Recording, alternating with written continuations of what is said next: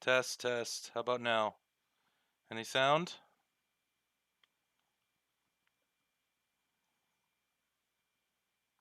There we go. All right. No, I wasn't muted, but you should see the setup that I have going on over here. It's kind of crazy. So, are you guys getting music? Hold on. One sec.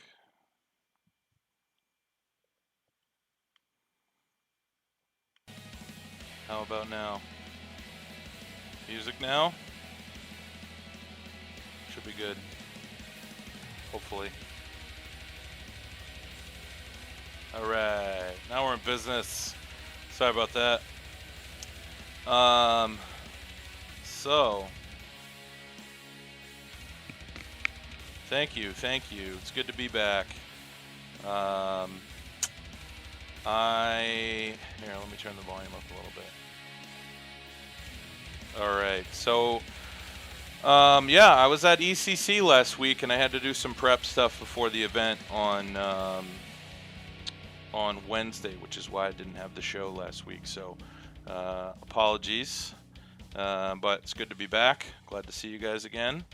And yeah, I had a good time at ECC. I'll tell you guys a little bit about it real quick before we jump into the show. So it was, as far as I know, the biggest e-cigarette conference in U.S. history. I don't know if it's the biggest in world history or what, but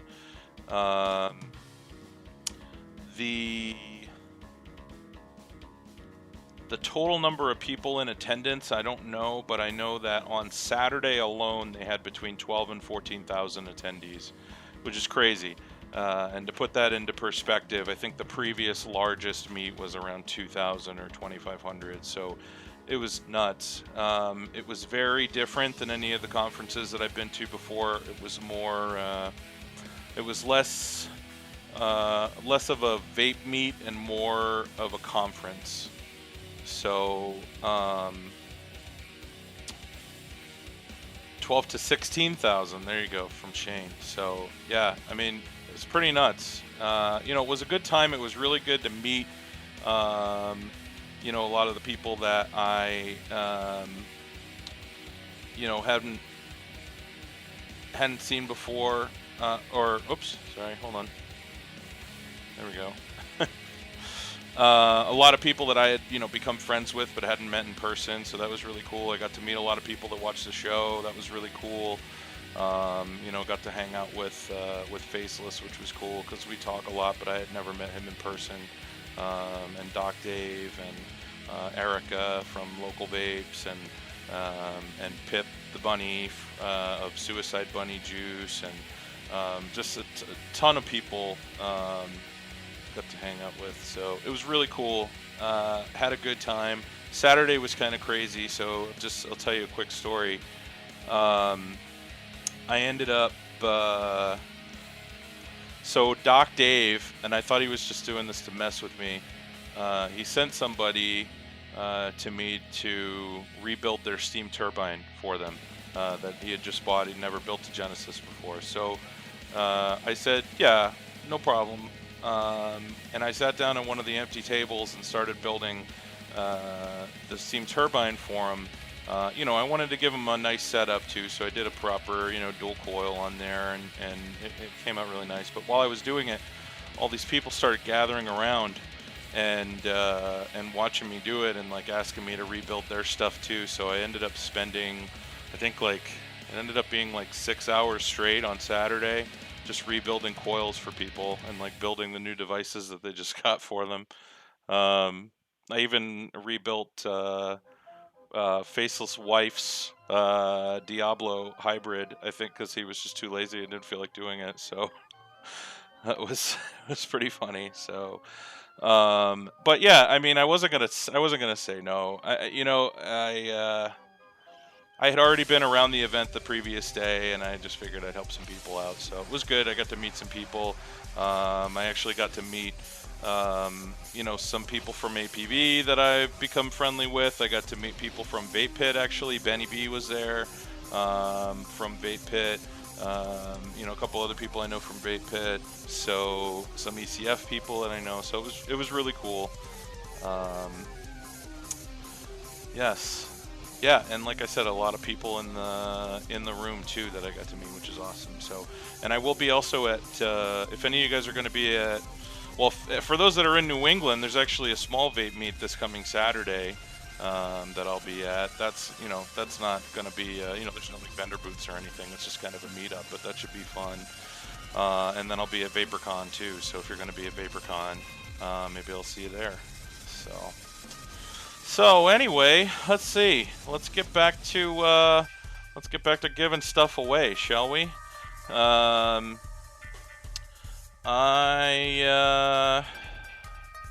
a sec.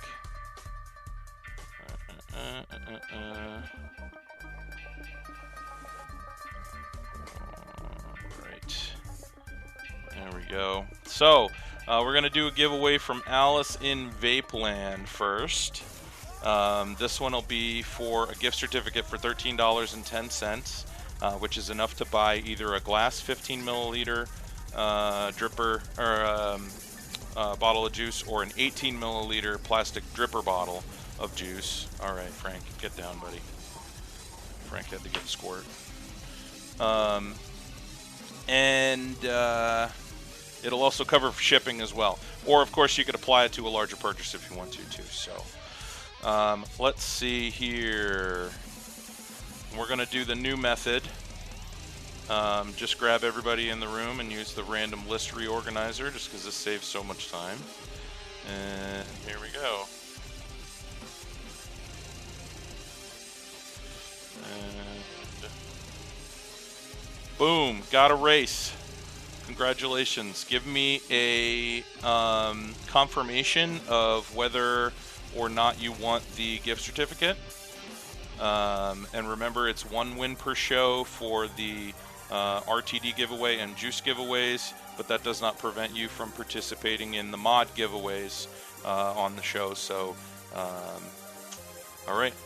And Got a Race says sweet, so I'm assuming that means he wants it or she wants it. So, Got a Race, I am going to send you a message in chat with my email address. All you have to do is just send me an email with the subject Alice in Vapeland win or AIV win, and I'll forward your email address on to Nicole at Alice in Vapeland, and she'll send you a coupon code by next Wednesday, which is when they open for business until they reach capacity for the week. So, congratulations. All right, there you go. Oh, someone had a baby. Congratulations on the new baby. That's awesome. All right, Chief, that's great. I'm glad you made it on here. I know there were some issues. People were having trouble logging into chat earlier, but they did a reset of the database, so everything should be good now. All right. Let's see. Let's move on. We're gonna get into mod news. Let's see. First up.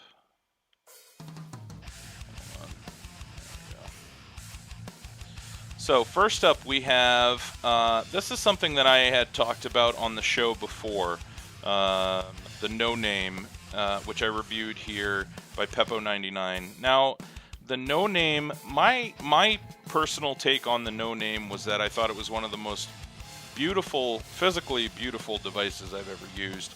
However, I didn't really like the way that the switch was designed, and I didn't like the use of the Palpo switch, which is the same switch that's used in the Orion 2.1. I don't go crazy low ohm, but I do some lower ohm stuff like 0.7-ish, and it won't fire anything under like 0.85, I think, so I was having issues with it firing some of my addies.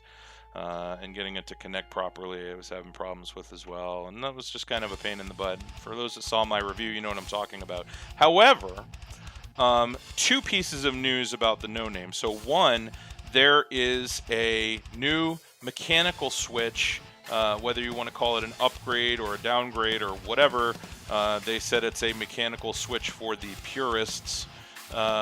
Basically, you'll be able to get it at a discount if you're a current no-name owner, and replace the pale post switch in there with a mechanical switch, which would, in my opinion, turn that, not having used it, I'm assuming would turn that into a really awesome device because it looks beautiful.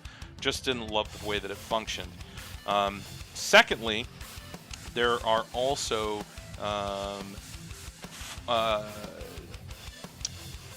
limited edition no names coming out. Sorry. A sec.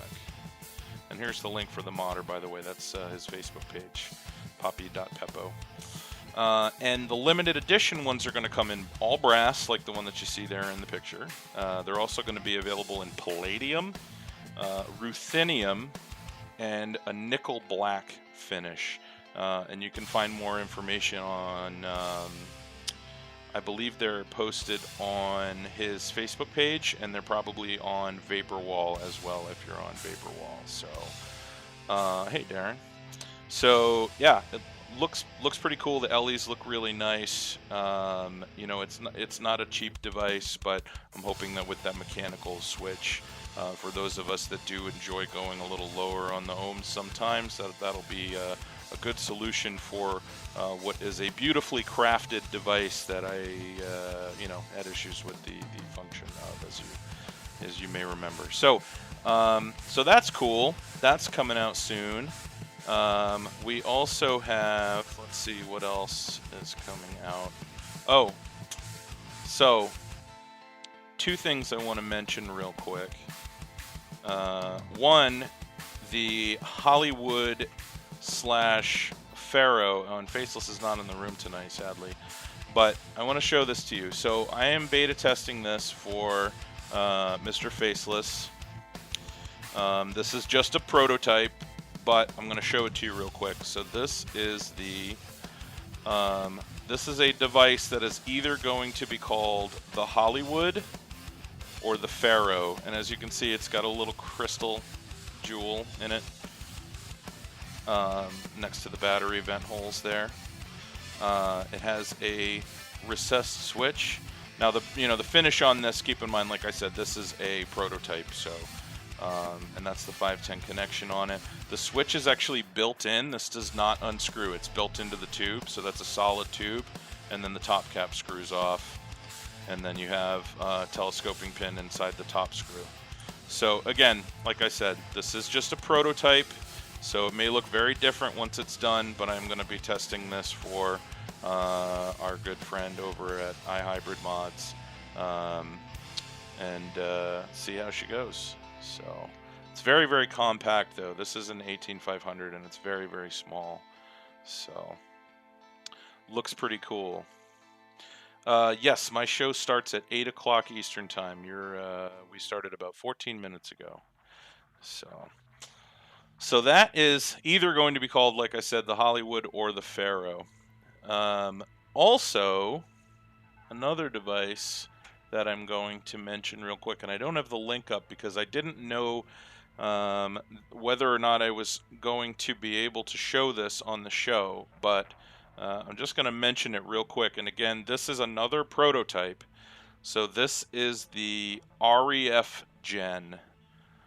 The REF Gen. That stands for Rebuildable E-Cigarette Forum Genesis.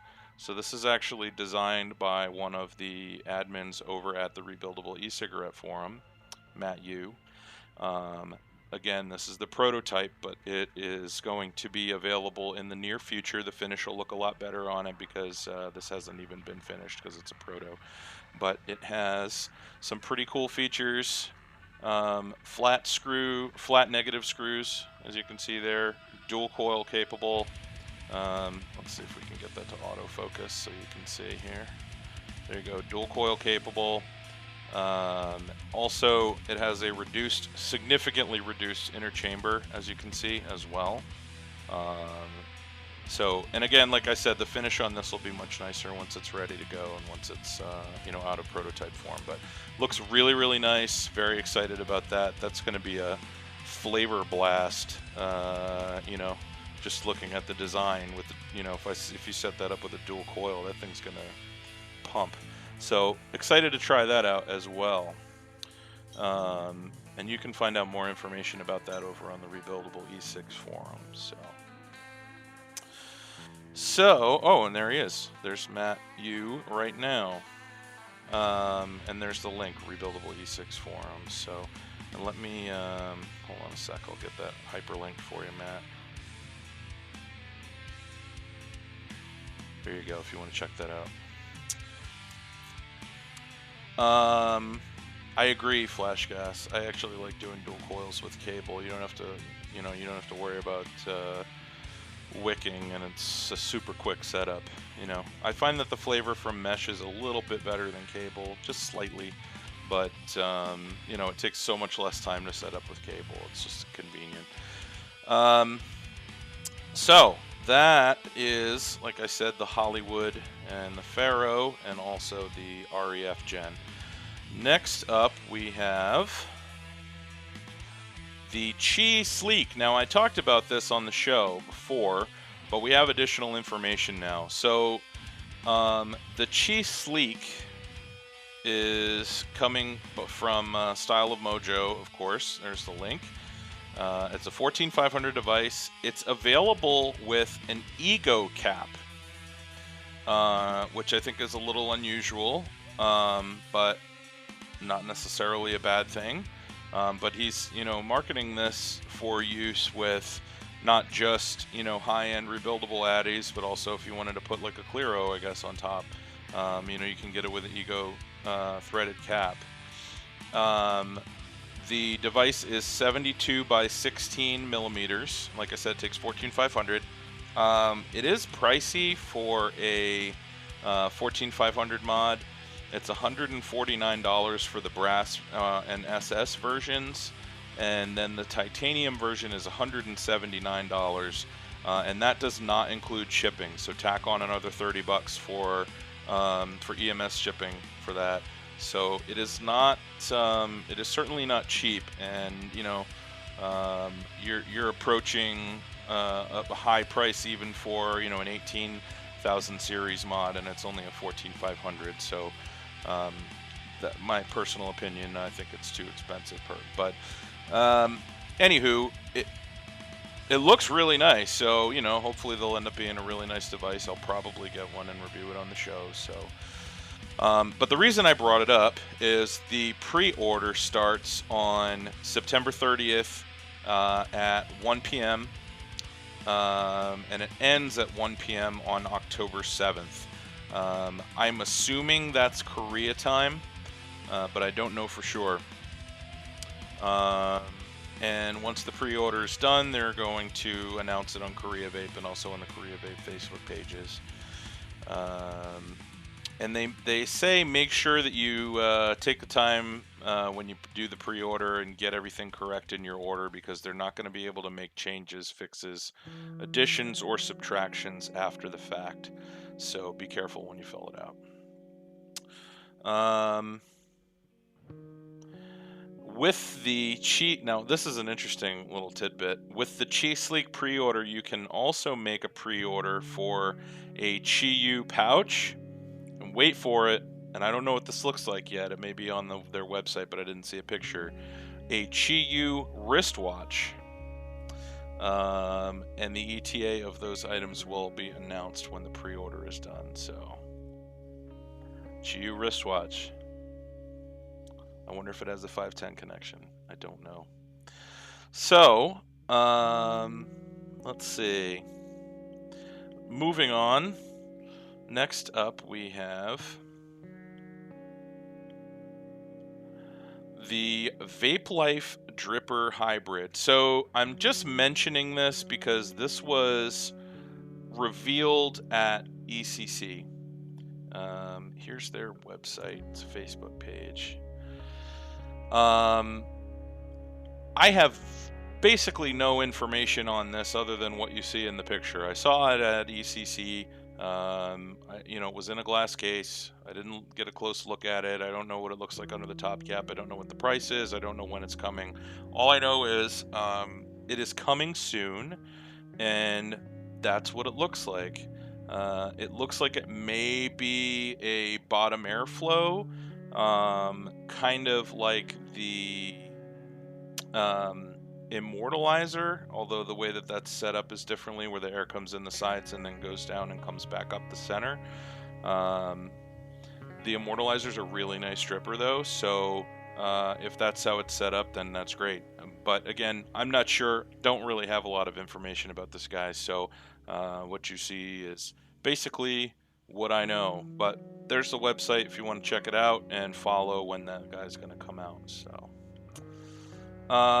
next up for mod news, we have finally got pictures of this. This actually was announced before I left for ECC, but I didn't have any pictures, so I didn't talk about it in mod news. So what this is this is the MFH20 from Mr. Frost Mods, same person that did the F20 and the GKMF.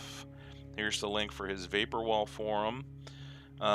It is a 20 millimeter diameter hybrid with the MFH logo on the tube. Comes in two sizes: 18350 with a short tank, 18500 with a normal tank.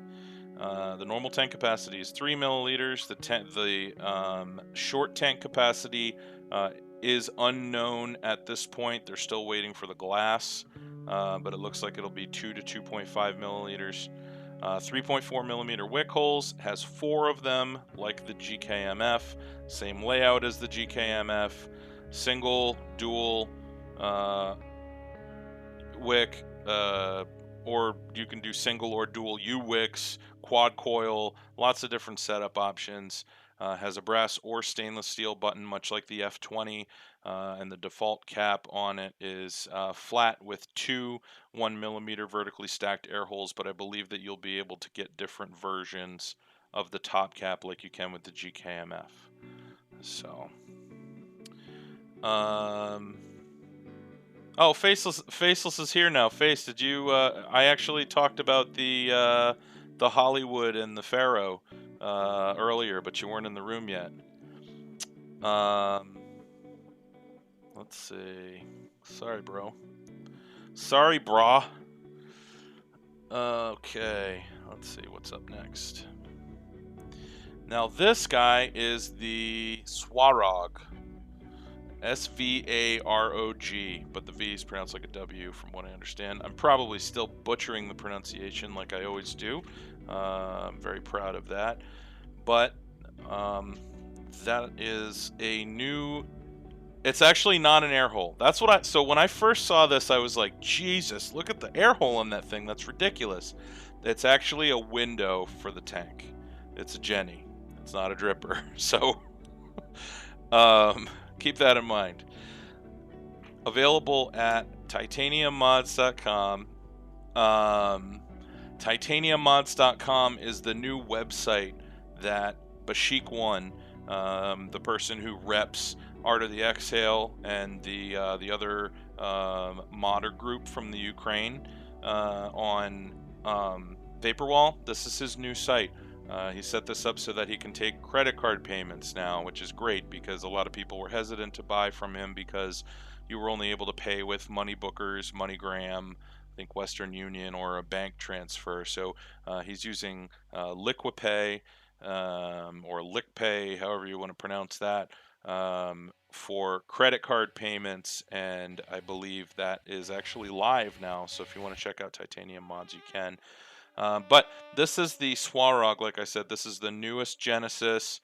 It's made of VT1-0 titanium, Caprolon insulators, stainless steel screws, stainless steel connector. Let's see. It's got 2 wick holes, so you can set it up with, I believe, a dual coil or a U-wick. 510 connection, of course. The stainless steel, the contacts are stainless steel, even though the rest of the body is titanium. Has a 3.3 milliliter e-liquid capacity and a Pyrex tank, which is new for Art of the Exhale. All of the tanks on their devices up until now have been I believe they're polypropylene. which is a little more durable than polycarbonate, but I like that this is Pyrex and is also protected by that tank protector. So looks pretty cool. It's 44 millimeters tall, it's 22 millimeter diameter, weighs 27 grams. It's got 3 millimeter mesh holes, 1.2 millimeter air hole. And it is designed to work with any 510 drip tip.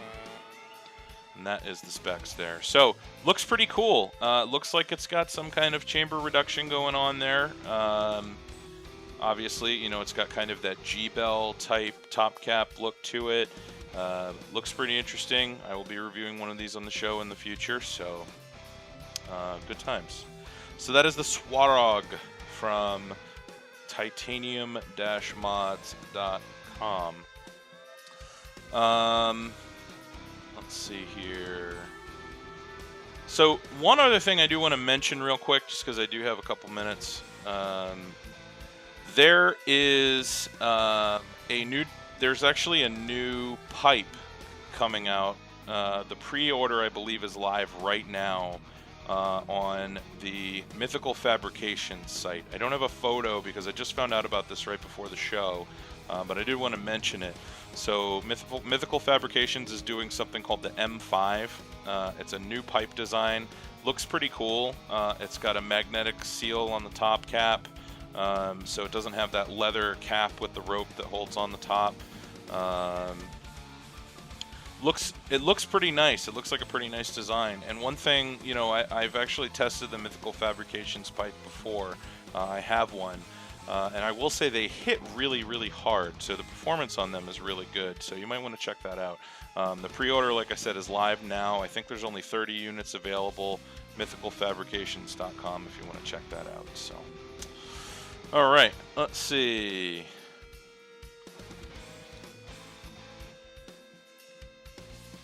Next up, we are going to do another giveaway. This one is coming at you from Vapor Craze. And this giveaway is for 4 15 milliliter bottles of juice from Vapor Craze. The juice is in the flavor of their choice. It's actually randomly chosen, but you get to pick the nic level. And yeah, I'm going to do a refresh on the room. Let's see who wins. Hold on here.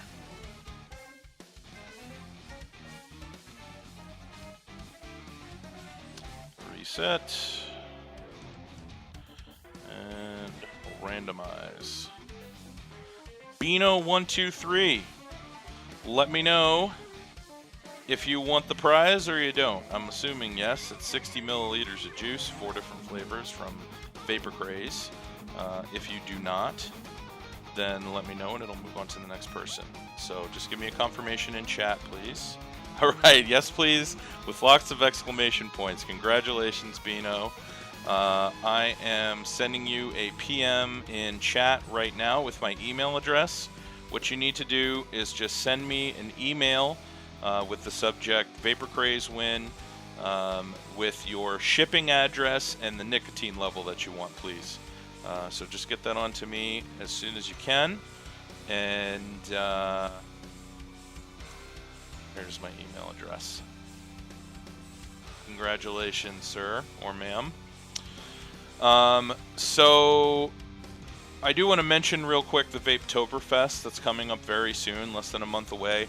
And actually, one of the reasons I wanted to mention that Mythical Fabrications thing was I believe he's going to be at Vapetoberfest, and I think that the pre-order closes before Vapetoberfest or 2 weeks before, because he's going to try to get them done for Vapetoberfest, I think. Might be wrong on that. But there you have it.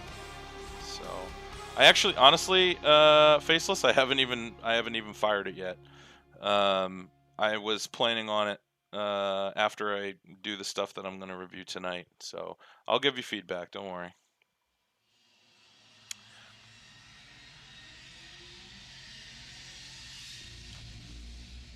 All right. Let's see what we got up next. We are going to do another giveaway.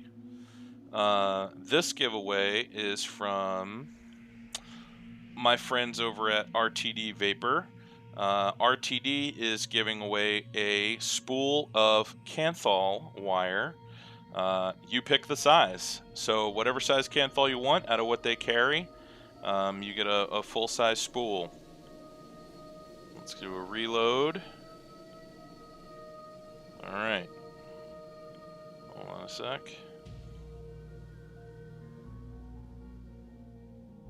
I probably did get your email, but I can't check right now. Got a race.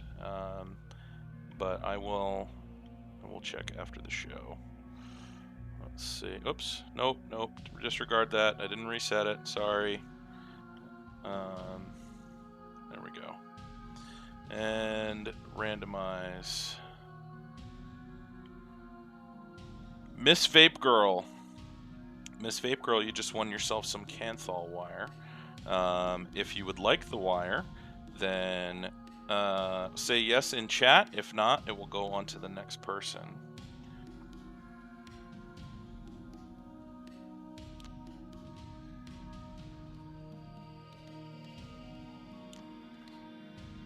Alright.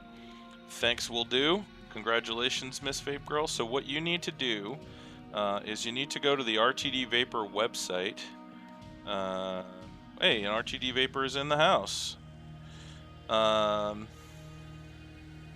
So go to their website and go to the section where with the rebuildable materials, and all of the different types of Canthal resistance wire will be there.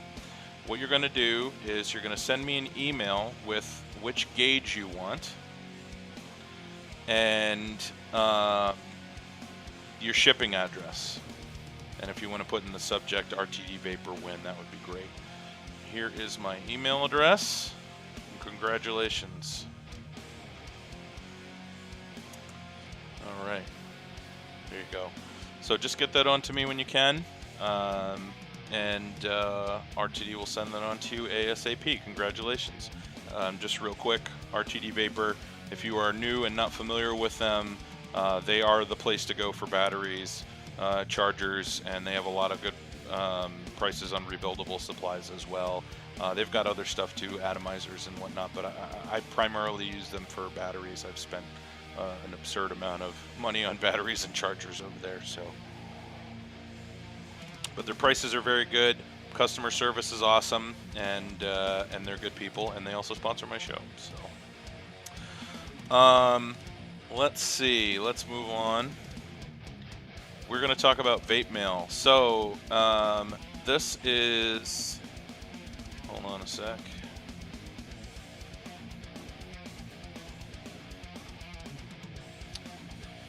I have a lot of vape mail to talk about, so I'm going to keep each individual one fairly short tonight, because it's been 2 weeks since we had the show.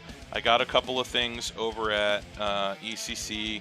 I also had a lot of stuff show up in the mail over the past 2 weeks, so we'll do a quick rundown. So again, real quick, I do want to mention the two prototypes.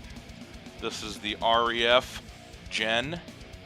This is the one, like I said, the from Matt Yu over at the Rebuildable E6 forum, which of course is not going to focus. There we go. And then we also have the Pharaoh / Hollywood / yet to be named mod. This guy from iHybrid Mods, also known as Faceless, also known as my new drinking buddy. There you go.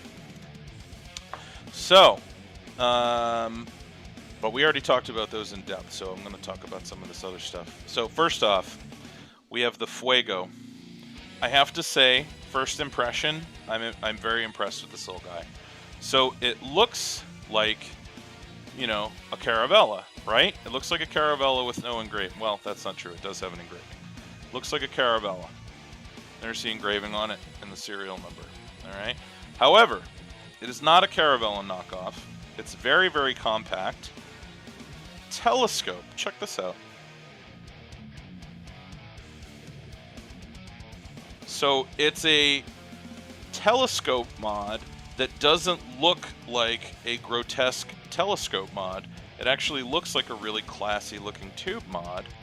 but it is in fact a telescope that goes all the way from 18350 to 18650. Pretty cool. So we'll be talking about that on the show very soon.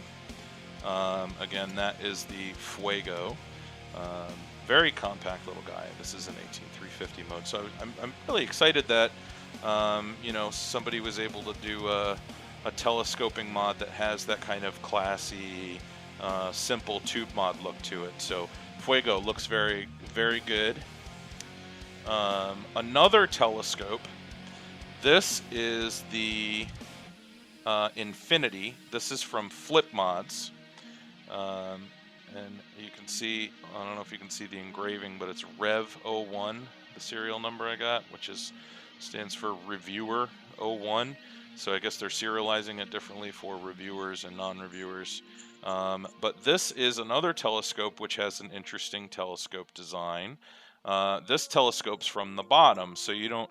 So instead of it telescoping in the center like most telescopes do, this one actually telescopes down by the switch. Which, again, another example of what I was talking about with the Fuego. It kind of makes it look like the, you know, when you thread this all the way down into 18350 mode, it has that kind of classy, fairly simple tube mod look to it. So, and this one has an engraving near the top too. This is the Infinity engraving. See that there. So that is the Infinity. Two more. We have the Deuce mod, not as in drop a, but as in the number 2 Deuce Mods. This is also a telescope. This one is a dual. This one telescopes from both sides, so you can unscrew the top section, unscrew the bottom section, and you know, just kind of keep going with this until it goes all the way out to 18650 size, as you can see. So aesthetically, you can it's kind of neat because you can make it look however you want. You can telescope the bottom out, you can telescope the top out if you want to. You know, in 18650, I believe you have to telescope both, but kind of a cool idea. It's a very hefty mod, and it has that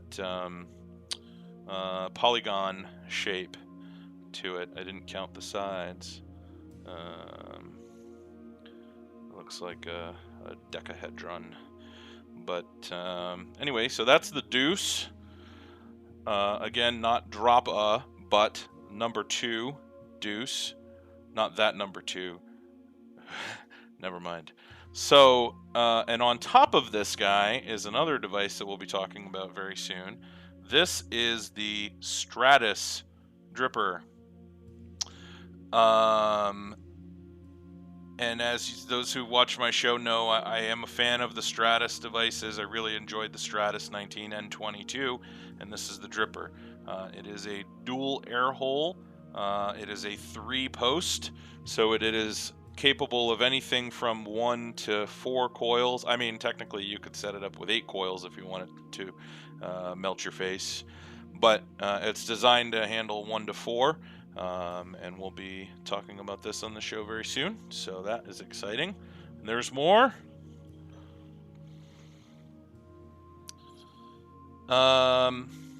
This is the Cartel mod. There was a pre-order before ECC. These were also available at ECC. These guys had a booth at ECC.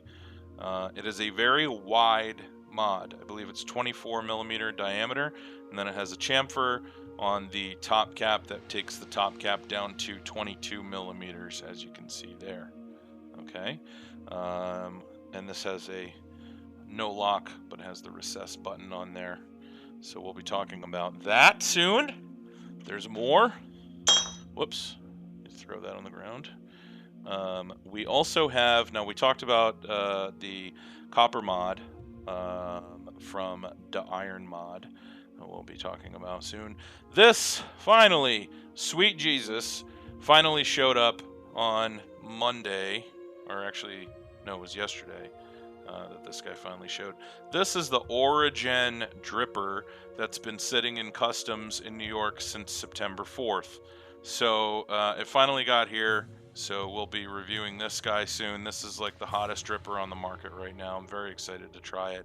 It's actually a Genesis dripper crossover. It's actually designed to be set up with vertical wicks like a Jenny, but it is a dripper. So real psyched about that guy. There's more. The Pulse G, the G-Addy. We'll be talking about this very soon. This is the Pulse Genesis Addy that has the crazy pie slice reduced chamber, as you can see here. That little insert there that reduces the chamber there. So we'll be talking about that very soon. Well, maybe not very soon because I have quite a few things to review. Eventually, I should say. And then 2 more. This will be on one of the upcoming pipe shows. This is the one of the pipes from Limelight Mechanics or Limelight Mechanical. These things are just classy. That is the best word I could use to describe this. It's just absolutely beautiful looking pipe. Very simple, very clean. This is actually a telescoping connector here. So you thread your 510 in all the way, basically, and then you screw this up until it's flush. And then it has, I got a button with the wood button on it, and then the, as you can see, the stainless steel cap around there. I think it's SS, or maybe aluminum. And then that whole thing unscrews. So it's not held on by magnets or springs or anything. It actually unscrews to put the battery in, as you can see. And you thread that back down. Super, super classy looking. I talked about these in Mod News a while back. Really excited to try this guy. So it looks beautiful, I think. Very, very simple and clean looking. And last but not least, the Diablo 1. I got this from Temu, also known as Gixxer, over at ECC. This is a pretty impressive, very compact little hybrid. It's got a reverse threaded lock ring, serialized button. This one is lucky number 13, as you can see. And check this out. This is the thing that impressed me the most about this device. So if you pop the cap off and take a look at the inside chamber. So there's the Addy deck. Very simple. Single wick hole. It's insulated like the regular Diablo mod, and then you have your fill hole as well. But the inside of the chamber, the reduced chamber does not even begin to describe what's happening here. Okay, can you see that? There is literally enough room in there for a positive post, a wick, and a screw, and that's it. Oh, there you go. That's all there is. So there is no really air chamber. That cap on the inside fits all the way down onto the Addy deck almost. So the flavor is extremely sharp, very pronounced. I actually got to taste Temu's over at ECC. I got to try his. I haven't set this up yet, obviously. Really, really impressive. So, yeah, there you have it. That is the Diablo 1. We'll be reviewing that very soon as well. We're probably going to review that right before VaporCon because Temu is actually going to come on the show the week that we do it. So, so that'll be fun. And yes, that is right, Cream Steam. The tank is actually built into the device. So you don't have to worry about the tank breaking either because it's stainless steel and built in. You know, it makes it a little more difficult to clean, but you just clean it by flushing it with like alcohol on a syringe. So not too bad.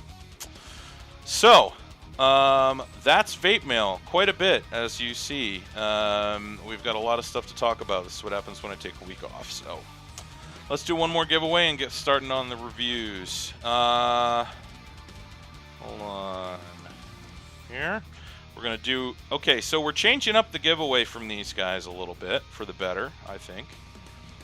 So, E6 Vapors used to do 6 milliliter bottles, so 36 milliliters of juice total. We changed it up. Now it's 3 18 milliliter bottles. So you only get to pick 3 flavors, but the grand total is 54 milliliters of juice. So that prize just went up in size. So thank you, E6, for that.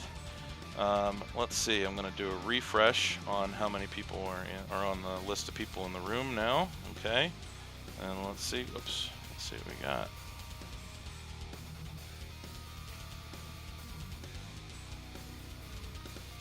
Reset, start, copy and paste, and randomize. Factor 52, unless you don't want the juice.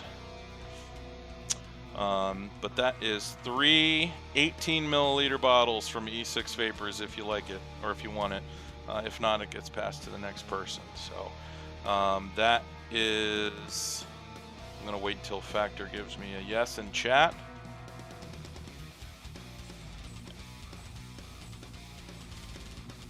Factor, wake up.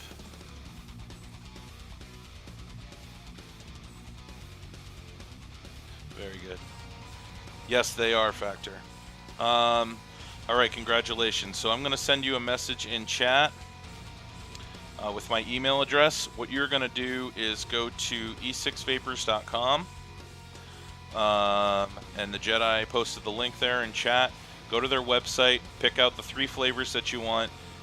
Send me an email with the 3 flavors, the nicotine level. If you need a custom VG-PG ratio, include that as well. And then also, obviously, include your shipping address too, please. So here comes. All right, there's my email address. Get that onto me when you can. And let's continue on. So and if you haven't tried their juice, I highly recommend Legend. That's my personal favorite. It's a really nice kind of RY4-ish tobacco juice that's not overly tobacco-y. I like it quite a bit. So, all right, let's see here. Why don't we do a review? How about that? Yeah. So we are going to, and I'm going to try to pronounce this correctly. We're going to talk about the Dominus Fecit. Okay? My Latin butchering. The Dominus Fecit is this little guy right here, the mod, not the Addy. Okay? It's a busy little fella. The Dominus Fecit is Latin for Lord Made. Very, very humble modder, as you can tell. No, I'm just kidding. But it is designed and manufactured locally in Southern California by Dominus Mods. Has a side-firing button, very short throw, approximately 1 millimeter. Has built-in lock ring, magnetic switch.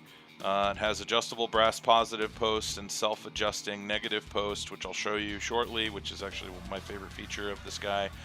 Can take any 18,000 series battery. It is not a telescope, it is segmented. The mod is laser engraved on the bottom. We'll show you the engravings here in just a moment. It comes with a care manual. This guy here, Dominus Fecit, 2013. It also comes with spare contact nut for the switch, a spare negative post spring, a spare magnet, and it also comes with the extra segments here and here, which will allow you to take that from 18350 to 18490 to 18650. And the extension tubes have grooved rings on them to make it easier to grip when you're replacing the tubes and so on. So, And it also has battery vent holes. Extra holes were added for aesthetic purposes. We'll talk about that here in just a sec. So let's do some close-up. So here is the Dominus Fecit. This is what I was talking about with the air holes, or the vent holes on the base. Okay. As you can see, side firing button. Very, very short throw. This is the ribbing I mentioned on the extension tube. It's all polished with my lovely grubby fingerprints all over it. Another extension. Then you have the top portion, and then you see it's got more battery vent holes along the top, which I believe were just added to match the actual functional battery vent holes on the bottom. So, and they go all the way around the device. Let me do a zoom out a little bit so you can see the whole device in focus. So this is what it looks like. Okay. All polished, as you can see. Let's disassemble this guy. Actually, I'll show you the engraving first. So this is the engraving on the bottom. Dominus Fecit, number 43. It's serialized. So, first thing about this little guy, this is pretty cool. So the button design is a little bit different. You know, I heard some people say, oh, it looks like a GG. Not really. Pretty much the only thing that this has in common with a GGTS is that it has a side firing button. That's about it. So as you can see, it's got a little lock ring there.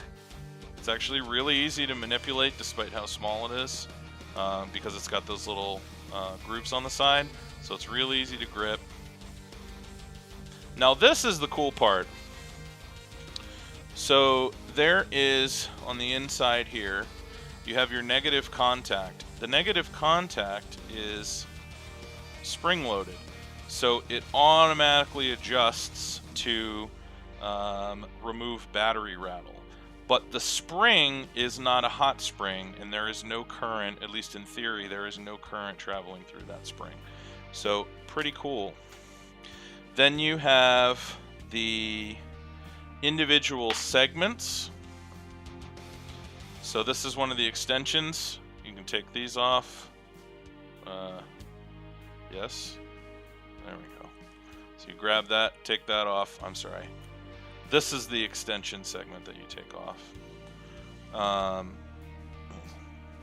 Remove that guy. So you pull that guy off, and then you would thread this piece back into here, and then you have it in 18490 mode. Okay. Then you have the second extension here, which you can take off of the top cap, and then pop this guy on, and then you have 18350 mode. Okay. So let's reassemble that guy. Actually, we'll show you the switch real quick first. I just got juice all over myself because I turned my dripper upside down. Good job, Mike. Woo-hoo. The top cap on this, pretty straightforward. Hold on a sec. It has a 510 crowned connection, as you can see. So if you want to use like a standard Cardo on there, you have airflow, or a standard like typical dripper atomizer on there, 510 atomizer, you have airflow. You also have a juice well, and then raised up inside the juice well, you'll see that you have air holes for airflow. Okay, so if you have something that fits flush on the device, you'll still be able to get airflow. You know, if you're using something like an Odysseus or a Penelope or a Ithaca, you'll still have airflow through the bottom. Okay. Actually, not an Ithaca, but an Odysseus or a Penelope or any other device with bottom airflow. So the pin itself is threaded. You simply unscrew that. You just unscrew that, you know, not all the way, but far enough. Screw your atomizer in, and then you just tighten that back up until it makes contact with the bottom of your atomizer. Don't tighten it too much, you can damage the 510 connection on your Addy, but That'll allow you to thread your atomizer down all the way until it sits flush before you screw the device back together. Now, the nice thing, like I said, about this is you don't have to worry about adjusting for battery rattle, because it does that automatically thanks to that spring-loaded connection. I'm just reassembling this here off camera.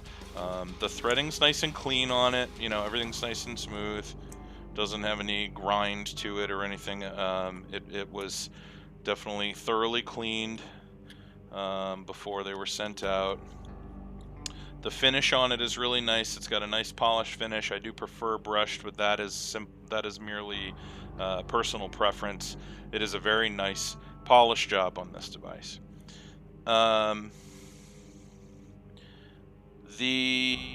Let's get my Addy back on here. Okay.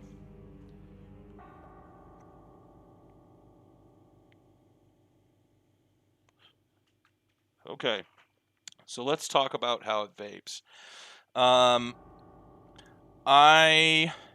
When I saw the button design, I thought to myself, oh man, that's going to have some major voltage loss issues, just from looking at the way that the button was designed. And while it doesn't have major voltage loss issues, it does have some voltage loss. So when I tested this, and those who watch my show know I do the same test every time. I use the same atomizer. It's a 2 ohm piece of crap Chinese dripping atomizer, and I thread it onto my little tube ohm meter and then fire it under load. So because it's a much higher ohm, you get a more accurate reading. You also get less variation. So a really high voltage loss would be, 1.9 to, I'm sorry, 0.19, 0.2 volts. And then a really good voltage loss would be, 0.1, 0.09, 0.08, around there. Get out of here. Fred being a turd. With this one, I got around a 0.15, which is not terrible, but it doesn't hit as hard as your, your Nemesis and your Bare Brass Mods Steampunk and Bare Brass Mods Brass and Pulse and Caravella and Templar and yada and so on and so on and so on. So it doesn't hit quite as hard. It still performs pretty well, though. It's not like it has, like I said, it doesn't have major voltage loss issues. It just doesn't quite hit as hard as some other mods. If you're using rebuildables, of course, you can compensate for that by, building something with a slightly lower ohm. So it's not a huge deal, but, typically you want something that's going to maximize the amount of juice you're getting out of your battery. So that was a little bit of a disappointment.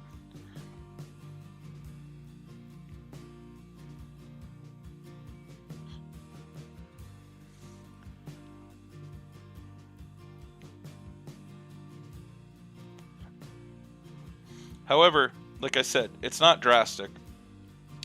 And I really like the way that the device feels. The grips on it, actually, the way that they're placed, it kind of feels really nice in the hand. Like I end up having my index and my middle finger and my thumb right on those grips, and it feels good in the hand, and fire it with my ring finger.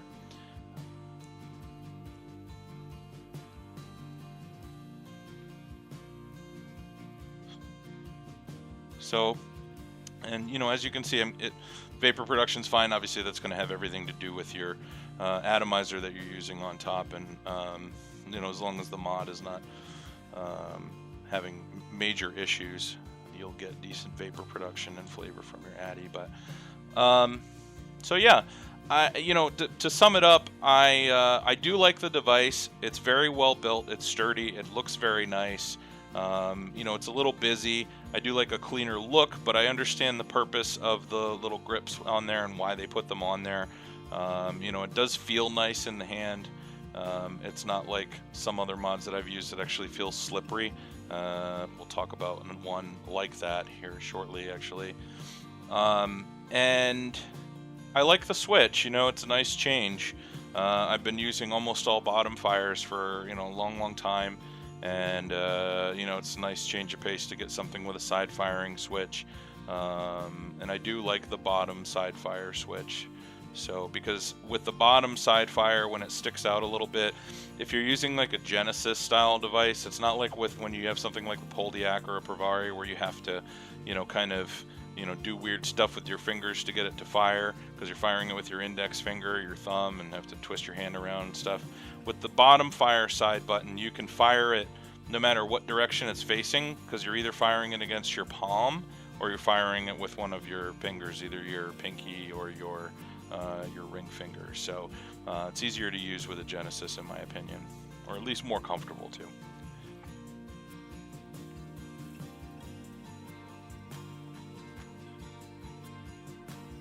So there you go. So yeah, like I said, I think it's a good device. It's not my favorite. It does have a little bit of voltage loss, but it performs well. The button assembly is pretty interesting and pretty innovative, that they were able to design it without using a hot spring, you know, where the current is actually traveling through a brass negative post rather than traveling through a spring, so you get less voltage loss that way, which is cool. So that is the Dominus Fecit from Dominus Mods.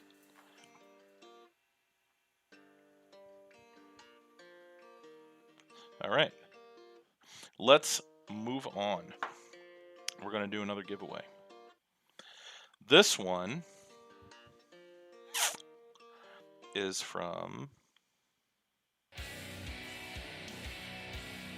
iHybrid Mods. So, I said this is a surprise. The reason it's a surprise is I was in the office all day today and I didn't know what it was until I got home. And I wanted to announce the show before I got home.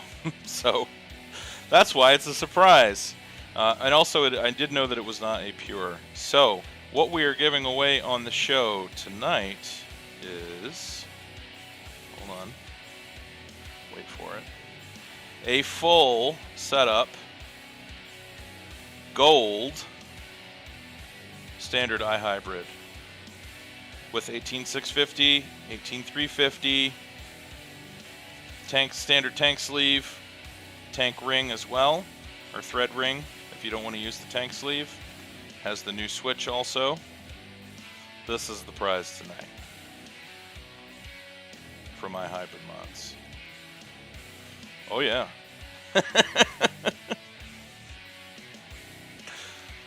The standard has a 1.5, Darren, 1.5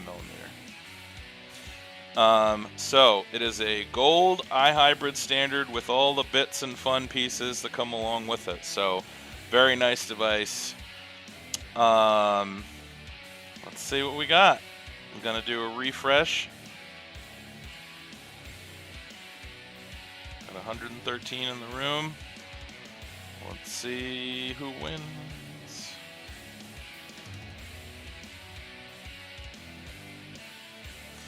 And boom, Niagara. I don't know that Niagara's ever won anything on the show before, and he's been coming every week since God knows when. I'm assuming that you want this, Niagara.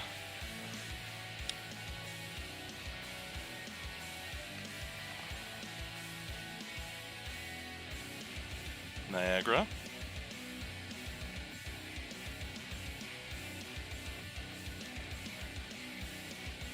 Oh, don't tell me you got up and went to the bathroom. You gotta be here when your name pops up, man. Come on.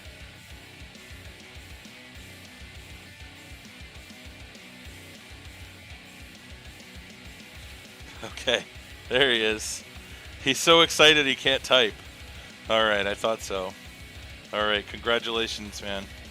I am gonna send you Well, if it makes you feel any better, for those that think that they never get lucky, Niagara's been coming to my show since right after I started doing the show, end of last year, and I don't think he's won anything on the show ever.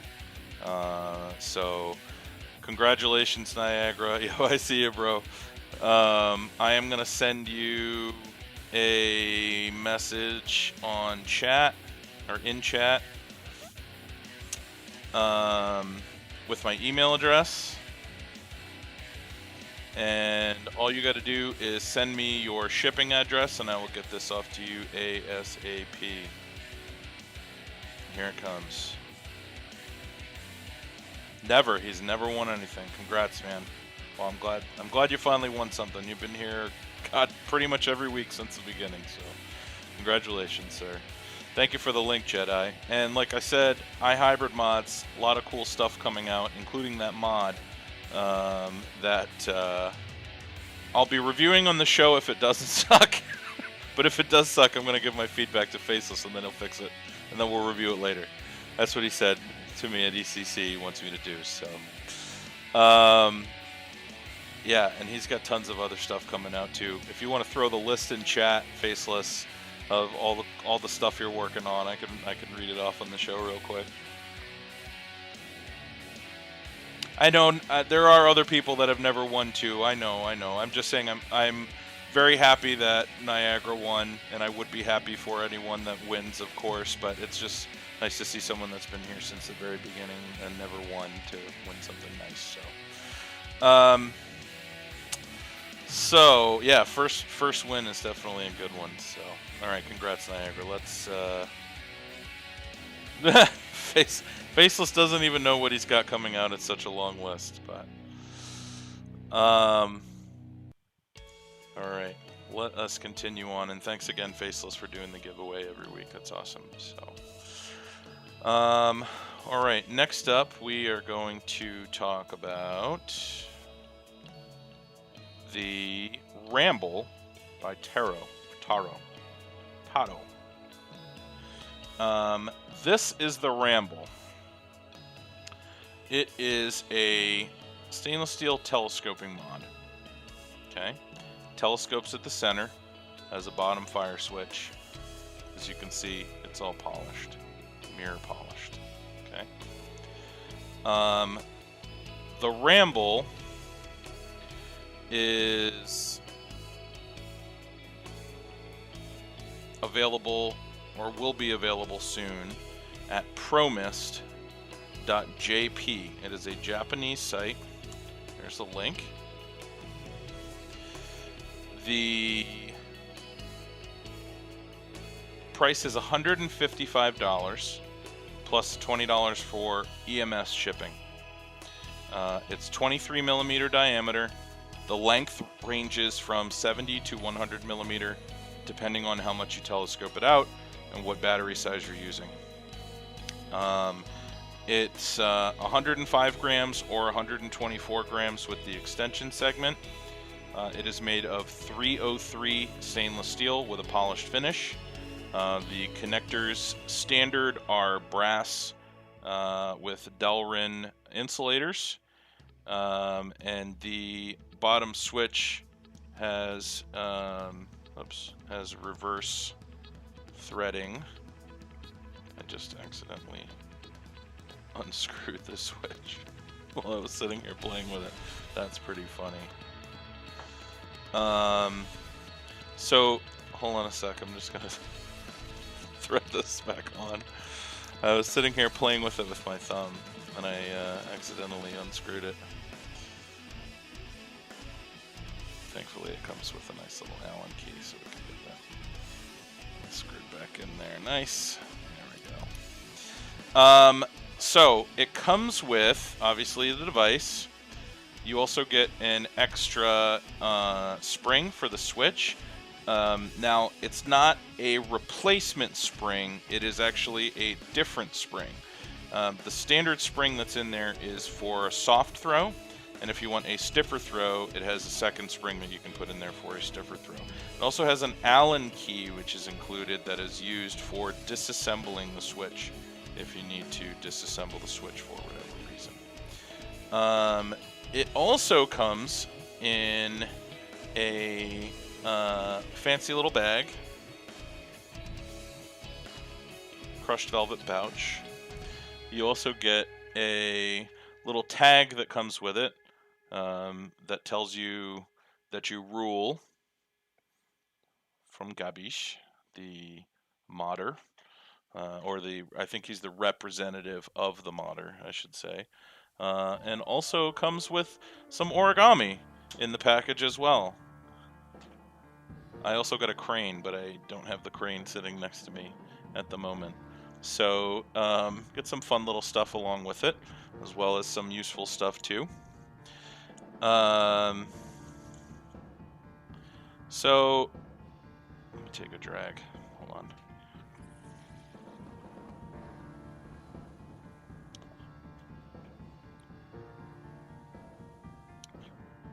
Oof.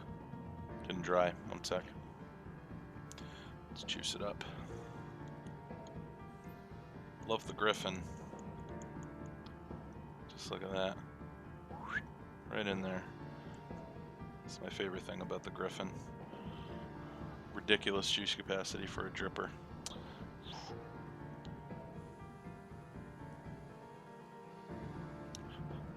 But we're not talking about the Griffin, we're talking about the Ramble. So, now one of the things about the Ramble, and I don't know if this is going to be something that they do with all of them, or if this is something that was just for the first batch, the first pre-order batch, or what. But the contacts, it says the standard contacts are brass, but the first run, the contacts were made with rhodium-plated silver, which, if you're not familiar with rhodium, it's a very highly conductive device substance that is harder, I believe 4 times as hard as gold, which obviously is a soft metal, but conducts very, very well. But like gold, does not tarnish. So, you know, like the Precise Plus devices and the new BBM stuff with the rhodium contacts, maintaining the contacts is as simple as wiping them off with a cloth. You don't need to clean them. They don't build up oxidation, and you don't lose performance over time because of tarnish building up on them, which is really, really nice. So let's do some close-up. So first off, I just want to give you kind of a closer up view of the device. This is an 18650 mode right now. Okay, it's pretty clean other than the section where the telescope is, as you can see. Nice smooth lines. Now we'll do super close up. No engravings. As you can see, it's got a mirror finish, despite my grubby fingerprints. The switch, very, very smooth threading. Here inside you have the stainless steel clip, but that is a rhodium plated contact, and the Delrin insert insulator to keep your battery from shorting in the base and keep the pin from making contact without pressing the switch, obviously.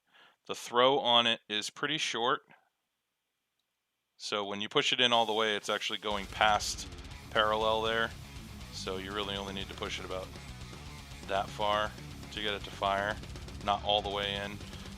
So it's got a very nice throw, in my opinion.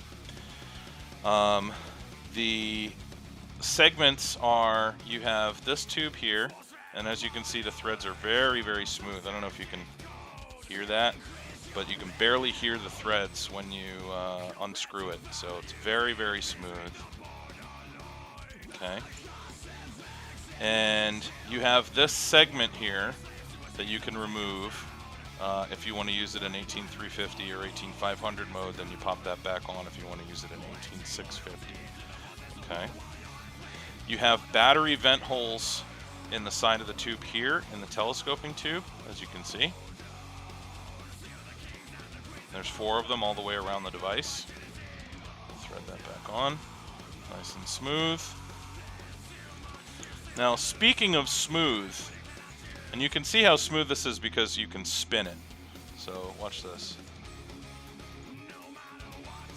See how it spins up? When I turn it, it actually keeps spinning a little bit past when I let go.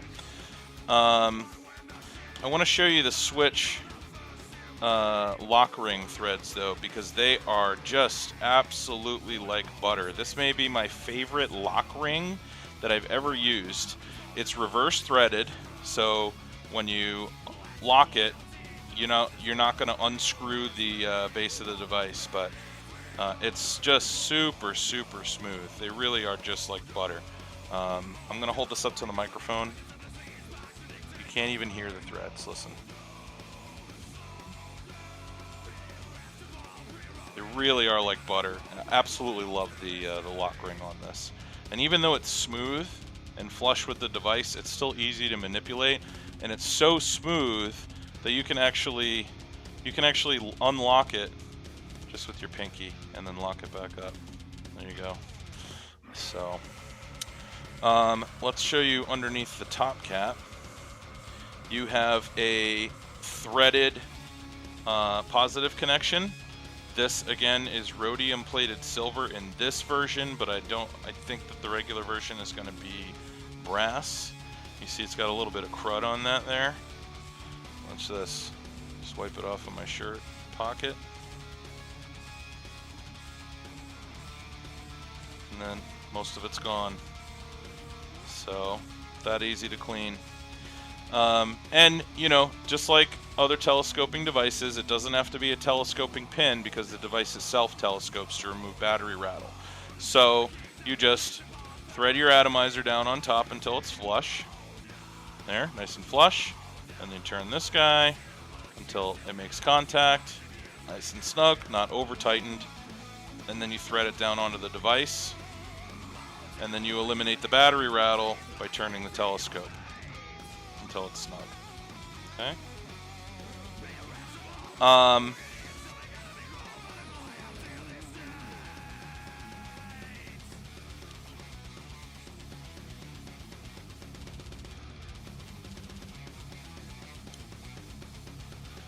Oh yeah. So, the Ramble. What do I think about this device? It's sturdy, very sturdy. It's very. Oh God, I have juice all over my hand. How the hell did that happen? I wipe that off of my shirt real quick. There we go. I think it was from when I had the bottle in my hand and I filled the Griffin up. Anyway, it's very sturdy. It's very well machined. The machine quality on this is exceptional. All the threads are very smooth. The finish job on it is fantastic. Like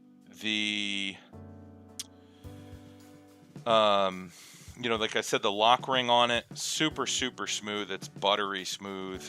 I hate using that term, but it's accurate. I think the best way to describe it would be kind of like the way that I described the threading on the Templar's lock ring. It feels like it's lubricated with Noalox, but it's not. It's just naturally very smooth and well made. The threads up and down the device are very smooth and well made as well. The performance of this device really impressed me.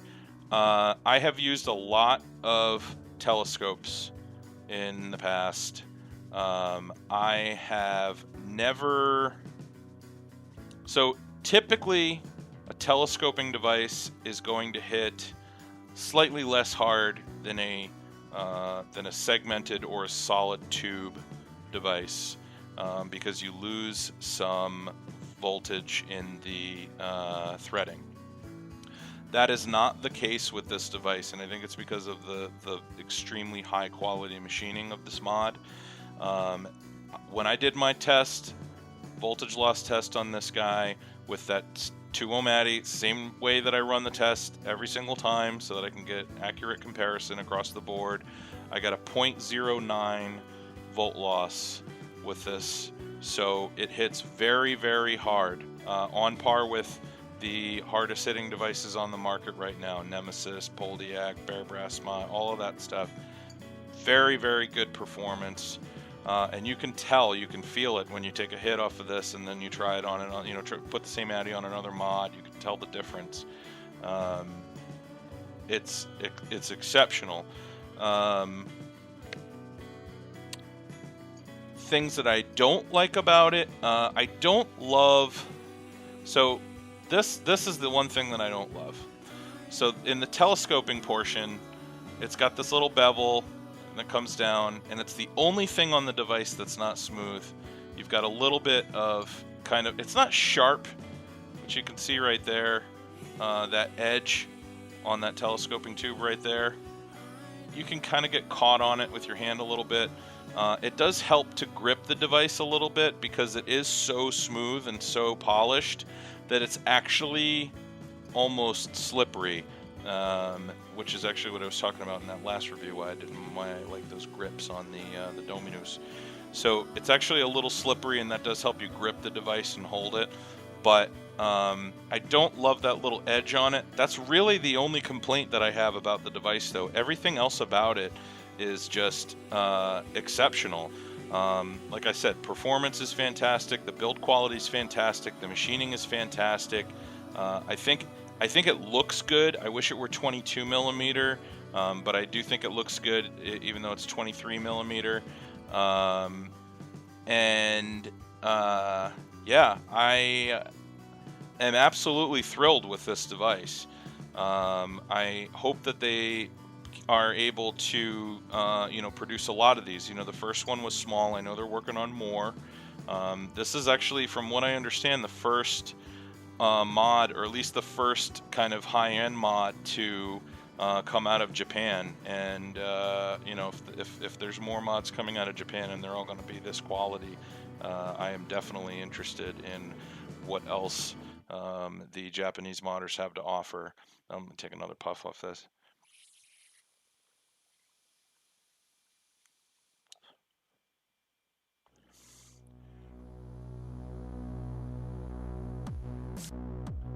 So, yeah, it's exceptional. That's really all I have to say about it. It's just a fantastic device. Definitely highly recommend this guy if they, when they become available again. I think the price is reasonable too. I mean, you're looking at comparable devices to this going for 200 plus, and this is 175, including express shipping.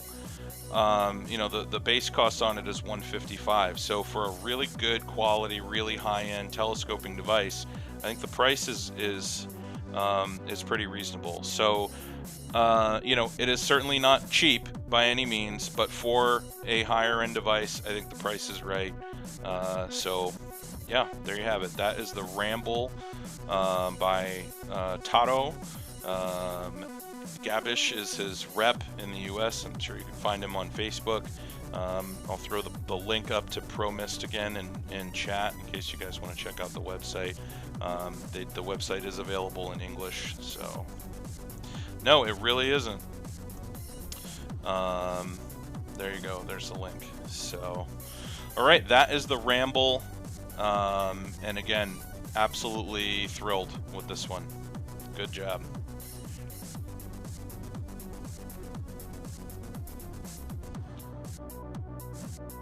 All right, let's do another giveaway.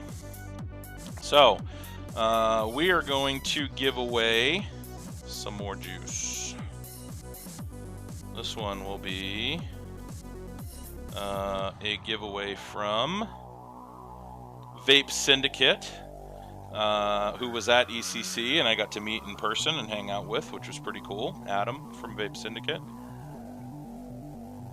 He was selling Guardians down there, which you guys may remember I reviewed a couple weeks back. I wanted to get that review out before ECC. His his titanium hybrid, which is definitely the opposite of little. It's gigantic, but really nice. And yeah, it was really cool to hang out with him. He's a really nice guy. So, and we are going to give away some of his juice, which I think is excellent. In fact, I'm vaping some right now. That's what I had in my Griffin, is Vape Syndicate Jungle Fever. He's got new bottles and new labels that look really nice. So, Jungle Fever is my personal favorite. Throat Yogurt is also really good from him. All of his juice is good though.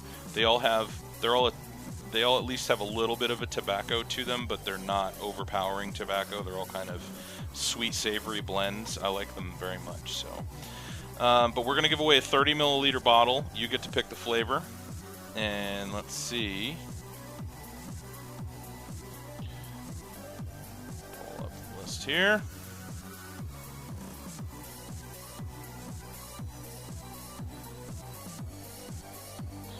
And randomize. Out of the ashes, you have won yourself a bottle of juice from Vape Syndicate, unless you would like to pass. Let me know, please, in chat if you would like the bottle of Vape Syndicate juice.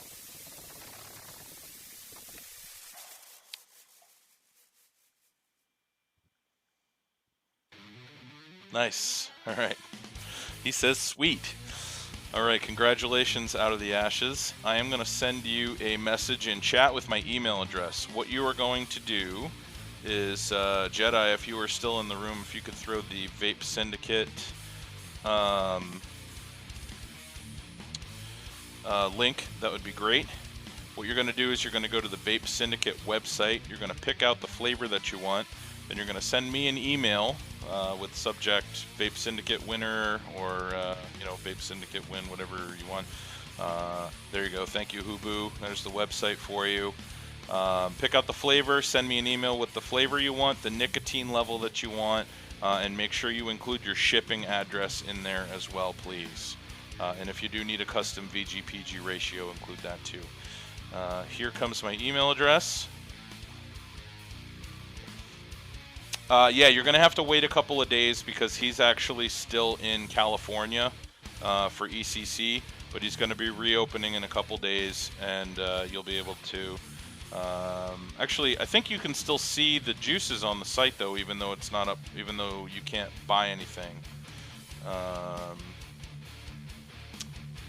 But,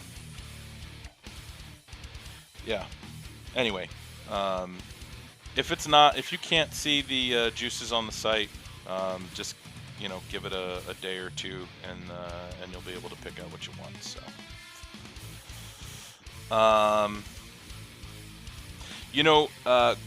Killer Greg, the reason why the music is so low, well, there's two reasons. One is because it's kind of distracting for me, because if I get, like a song comes on that I really like and I kind of get into it, I lose track of what I'm doing. One, and two, if I keep the music soft, sometimes YouTube doesn't pick it up, and then I don't have to acknowledge third-party content. I'm not stealing any music. All of the music that I play on the show is actually stuff that I've purchased or was actually available for free from Bandcamp. But YouTube will still pick up third-party content sometimes, and then you can't, once you acknowledge third-party content, you can't view the video on a mobile device. I know it's weird, but anyway, that's why the music's soft. So, let's see. All right.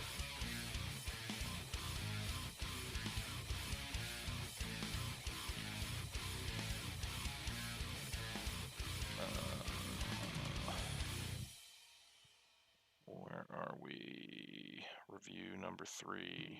There we go. All right, so last review of the day, we're going to talk about the Ba Gua Ti Titanium from Yellowkiss. If you're familiar with the Ba Gua, the original one, and my review of that one, the device is very, very similar. And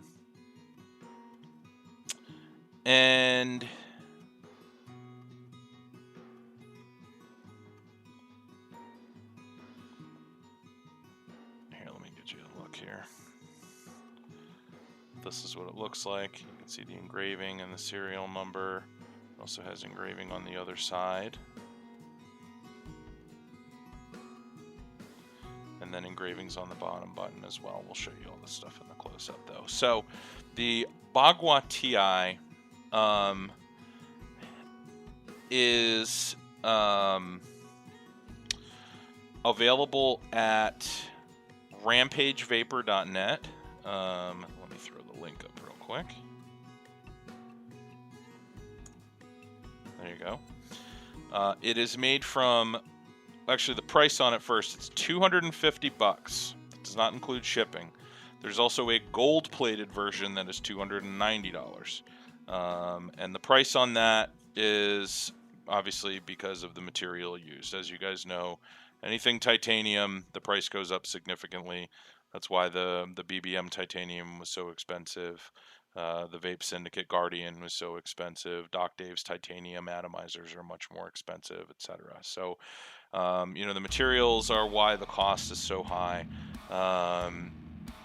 It's available from Rampage Raper. Wow. RampageVapor.net. It's made from grade 2 titanium. It has a spring switch, unlike the original Ba Gua, which was magnetic. It is 22 millimeter. It's 22 millimeter. It can be ordered in 18350, 18500, or 18650. It's very, very light. This is the 18500 version. It weighs 56 grams. The 18350 is 49, and the 18650 is 63. It's also available in brushed or polished. So let's do some close-up here. First off, I'll show you the device as a whole. So here is the Ba Gua Ti. Again, this is the 18500 version. Okay, you can see the engravings. They look very nice. It's the same engravings that were on the Ba Gua 14500. Okay, and then we'll do closer up.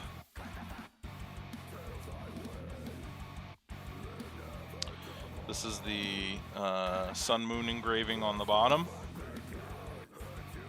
Okay. You also have engravings around the lock ring, which actually help you grip the lock ring, which is actually kind of cool. And you can see inside there, you can see that battery vent hole. I think there's one on the other side as well. Oh no, maybe I lied. There's the one battery vent hole, but you can see it right there, in between the lock ring and the switch. The throw is nice and short. You can see the throw there. Not long at all. I'm actually going to take a vape before we keep going. Hold on.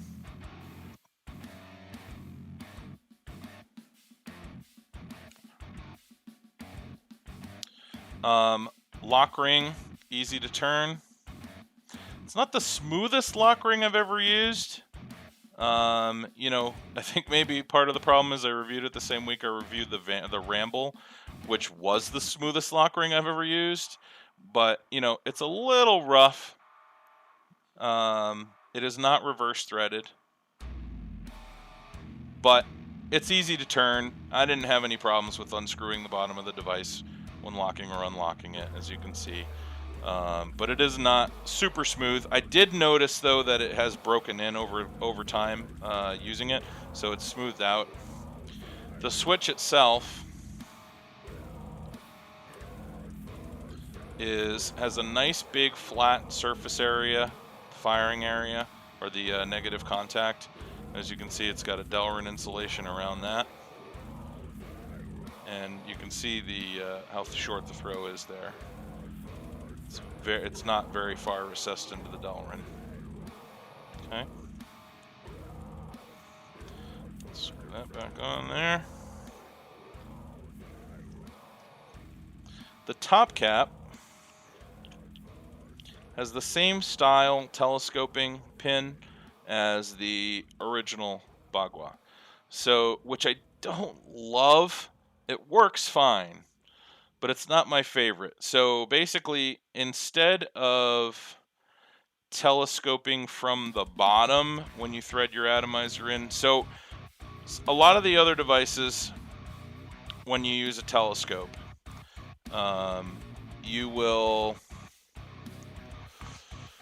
basically, you screw your atomizer into the top, and then you turn the telescope on the bottom until it makes contact. So with this one, you have to adjust it from the top.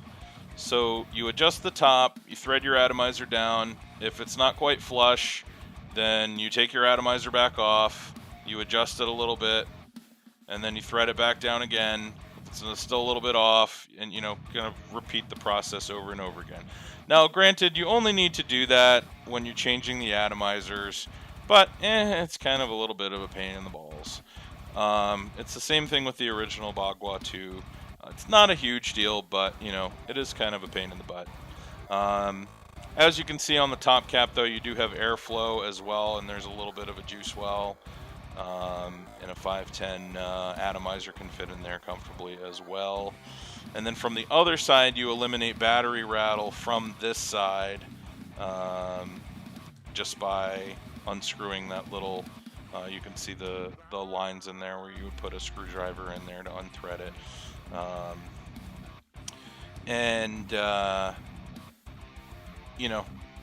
Adjust that until you get the top cap down all the way without your battery rattling. So let's put that back on. The threads on the caps themselves are very smooth. Get the Addy back on there. And I'll show you some close-up of the engraving so you can see that a little better.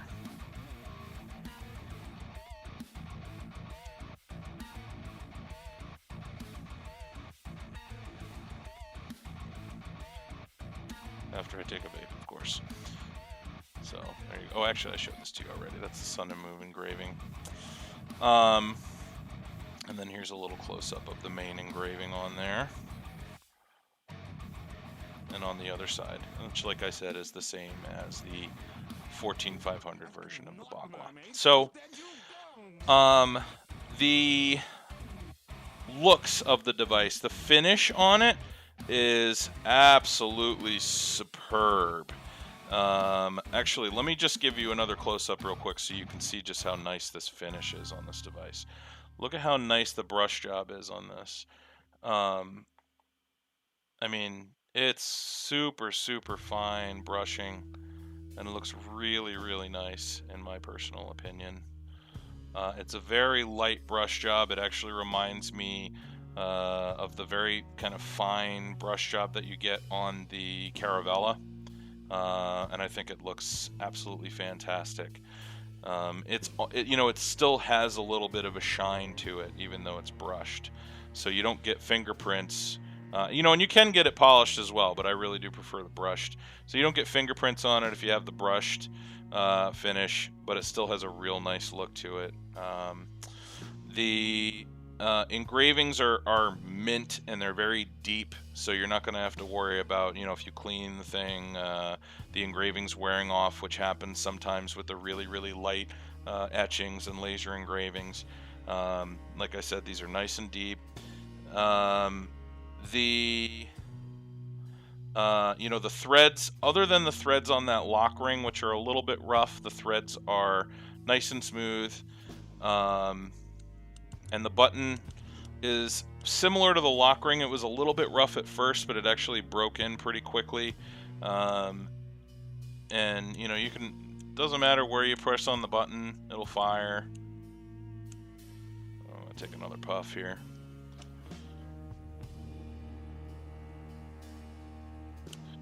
Oops.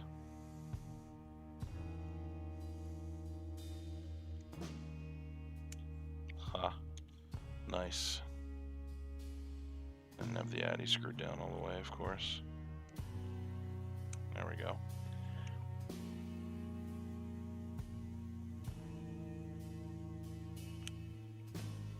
So, here's the real cool thing about this device, aside from the fact that it looks really nice, I think.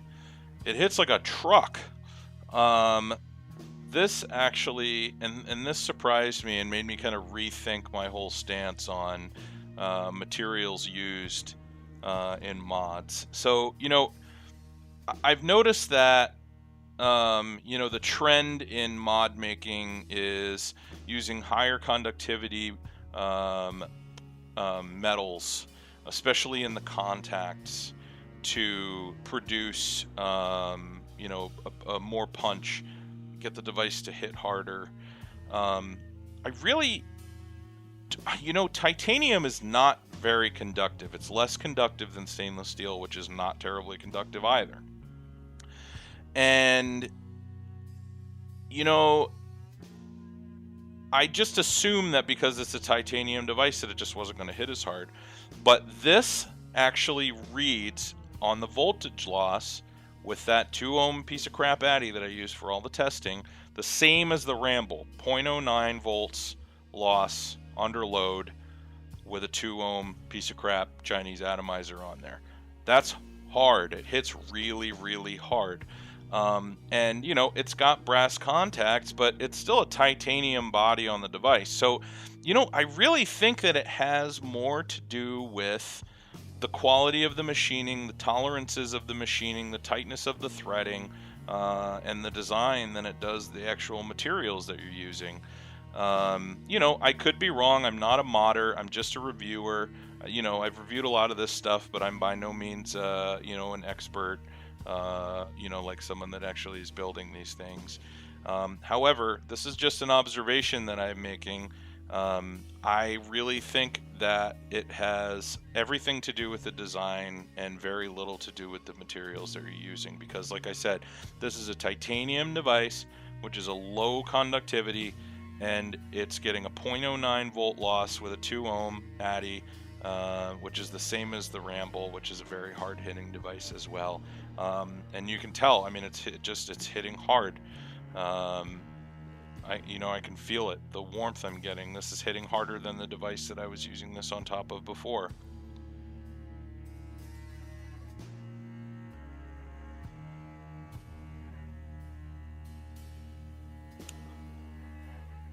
Yeah, so I guess Cream Steam saw some really low voltage loss on the Ba Gua Ti as well. So yeah, I mean, it's definitely a high performance device. If you're looking for something that's going to hit hard, get the maximum out of your battery, you know, this is it. It's up there with the best of them. I'm very impressed with this device. So, you know, pros and cons. The only real negatives, the lock ring on it, I found, you know, is a little bit rough at first, but it's breaking in as I use it. That positive connection, it's finicky. You know, it still works fine, but it's a little bit finicky and kind of a pain in the balls to deal with, you know, because you got to take your addy off and then adjust it and put it back on, take your addy off again, adjust it, put it back on, so on. I also saw that now I did not have this issue. However, I saw that some people had issues with longer batteries not fitting in the Ba Gua Ti. I have tried an eFest 18500 and I have tried a AWIMR 18500, and I have been able to use both of them, and it threads down all the way. So I personally have not experienced that issue, even though I know that some other people have.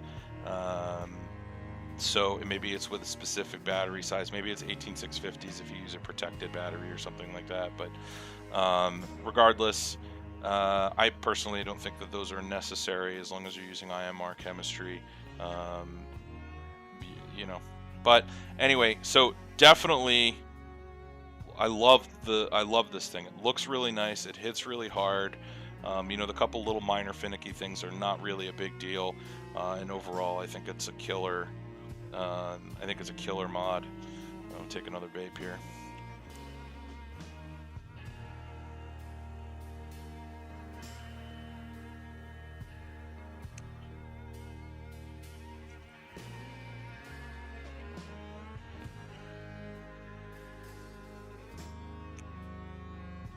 All right, so that is the Ba Gua Ti from Yellowkiss.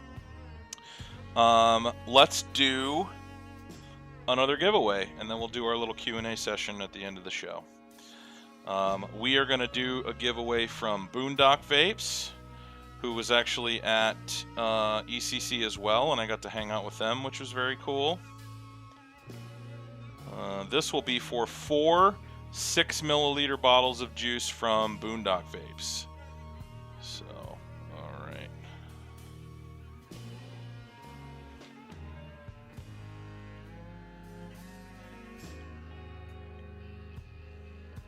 Oops. And randomize.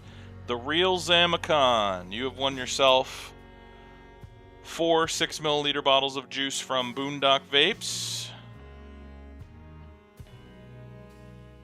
Unless you do not want it.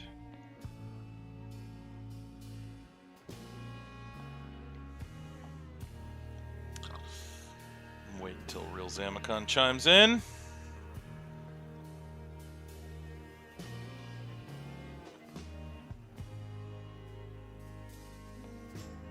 All right, see, sweet, he or she says. I think he. All right, congratulations to Real Zamicon. I'm going to send you a message in chat with my email address. What you're going to do is you are going to go over to Boondock Vapes. You're going to pick out the 4 flavors that you want. Send me an email with those 4 flavors, the nicotine level that you want, the VG-PG ratio you want if you need a custom blend, and also your shipping address, please. Here it comes.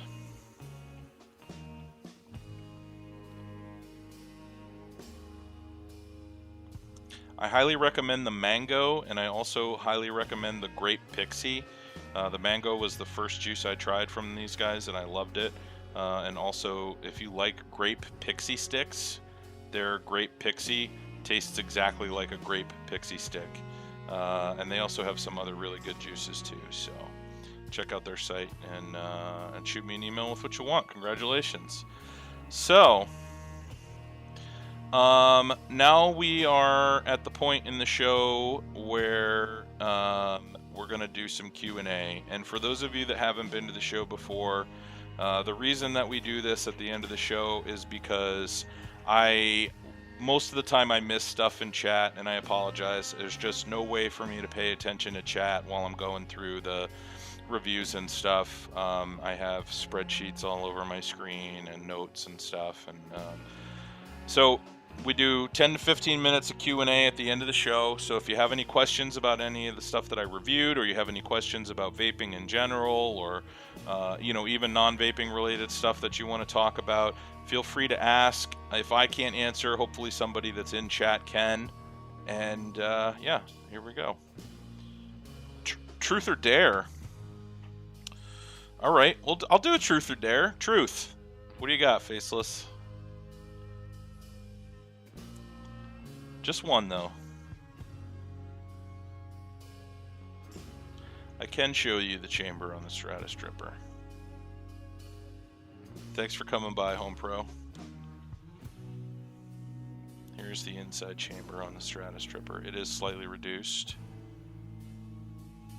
And then here is the Addy deck. Like I said, it's a 3-post. You can see that. Well, it's not focusing, but you'll see more when I do the review.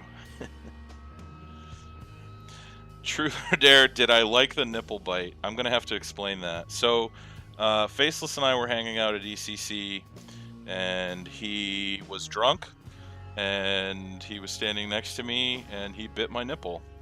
Not terribly hard. It was actually just right, and I did indeed thoroughly enjoy it. There you have it. How many tacos can I eat at once? I don't know the answer to that.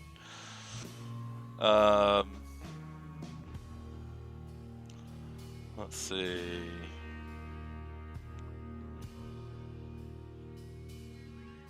Where are your pants? They're probably in my bedroom, Druzif.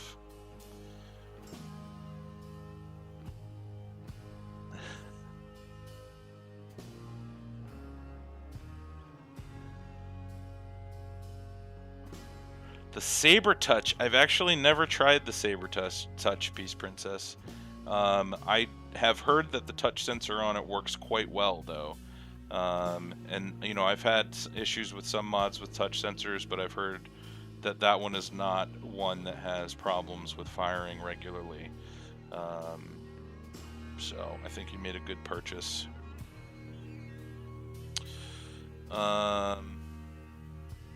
I have not gotten my hands on the ham yet.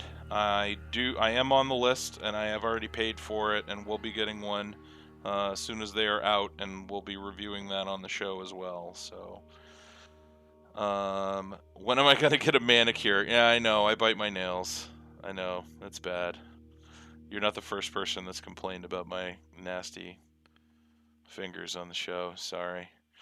I'll have to get a manicure soon. Vamo or Lava Tube? I would vote Vamo.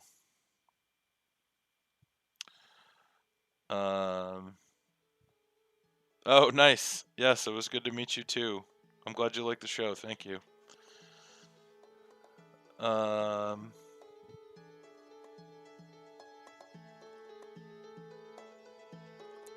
I haven't tried the new Samsung batteries. I've heard good things about them as well. I will probably be giving them a whirl. And I'm also going to be trying the Sony batteries, the 30 amp limit ones. So I will try both of those and report back.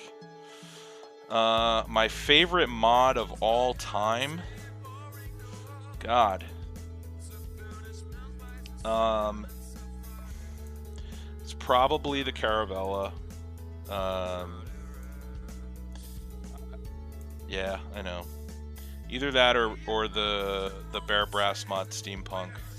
I think those are my two favorite mechanical mods of all time. Just for appearance and performance. Caravella more for appearance, and then the BBM Steampunk for performance. Yes, I am going to be reviewing the Antares. You did not miss it. I have a huge queue right now. I've actually stopped buying new stuff unless something very special comes along, because I have a ridiculous backlog of stuff that I have to review. So I will be doing the Antares soon, within the next few weeks. Let's see.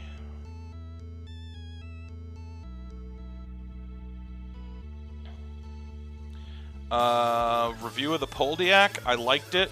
I didn't like the switch. The switch location I didn't love if you're using a Genesis, but that's personal preference.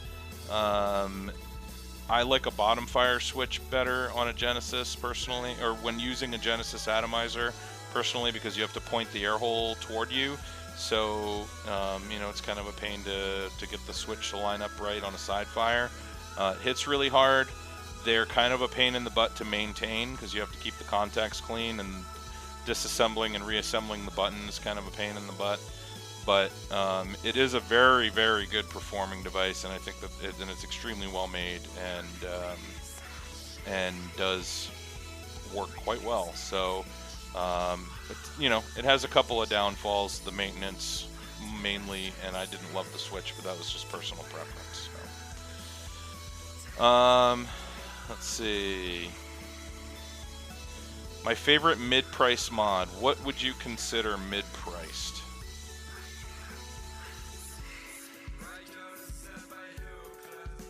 No, I did not find my phone, Norway. My phone was stolen at LAX, for those that did not know. After I went through security, too, so whoever did it was pretty ballsy, because there were only, like, you know, not a lot of people. It was only like 4 terminals, or 4 gates, maybe 6, past security, but somebody ganked my phone. So, well, what are you gonna do? The cats are sleeping somewhere. No,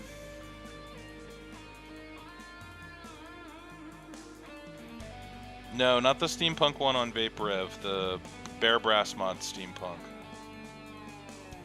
My thoughts on the AIOS, I actually reviewed that a few weeks back. It's good. It's cold. If you like a cold vape, it's a good device. If you like a warm vape, you won't like it. That's pretty much it in a nutshell.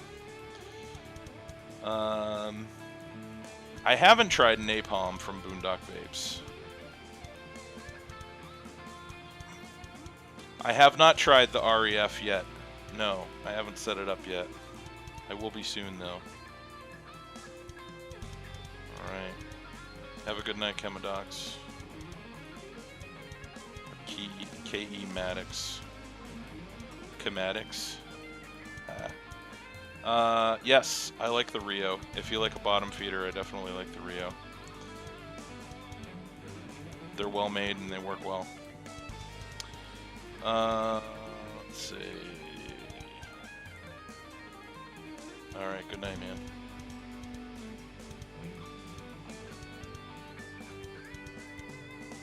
You're welcome for the show.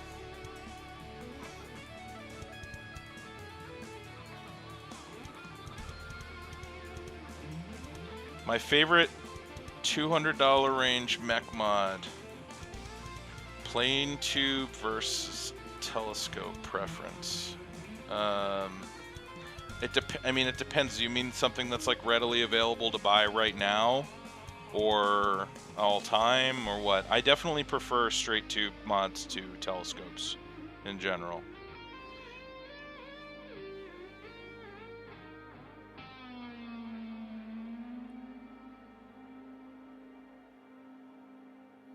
I'm not sure, Diz. Probably not soon, just because of the backlog that I have, but I may review them eventually.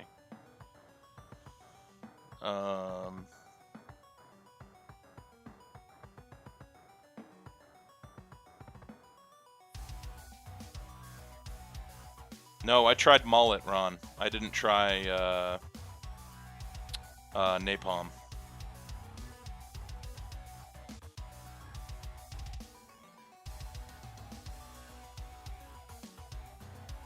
Also, hi, Ron.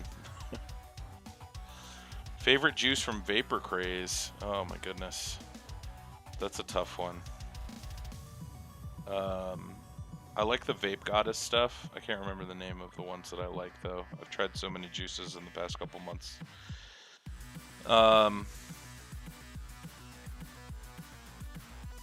Let's see.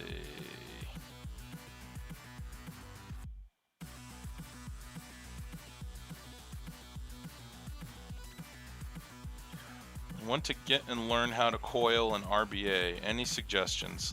Best thing to do is start off, honestly, just get something cheap. There's plenty of inexpensive atomizers that you can find on like Discount Vapors and stuff. You know, and there's actually stuff that's original design. You don't have to support you know, cloning, which I disagree with. There's plenty of original design stuff coming out of China that's cheap. You know, pick up a cheap dripper is probably your best bet, and start with silica and resistance wire, and just start watching YouTube videos. That's really the best thing to do.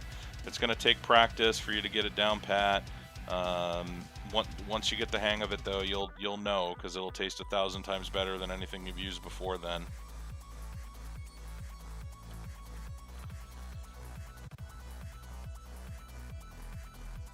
Best silica-based addy that is not Art of the Exhale. What do you got against Art of the Exhale? You know, you can buy from them and pay with a credit card now on their Titanium Mods website. Non-Art of the Exhale favorite, probably the K-Fun. It may be the Rose after I try the Rose, though. We'll see. But I'd say probably the K-Fun. Do I comb my beard? Yes.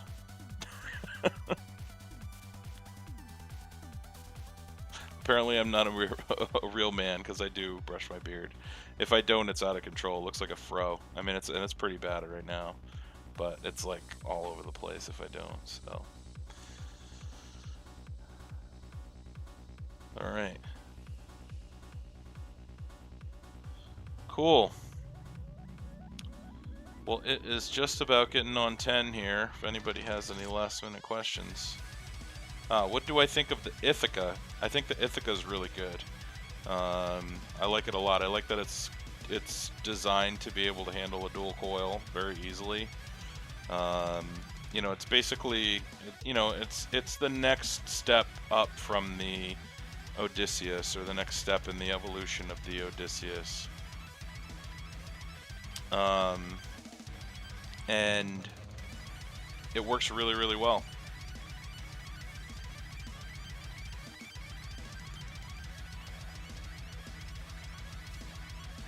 Best cheap but good dripping addy. You know,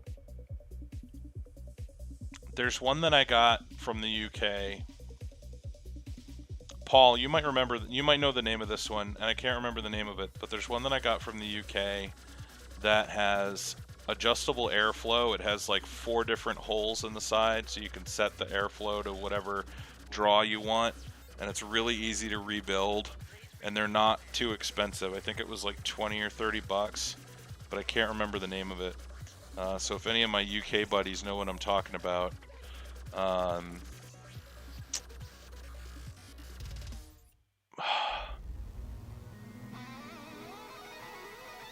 don't know.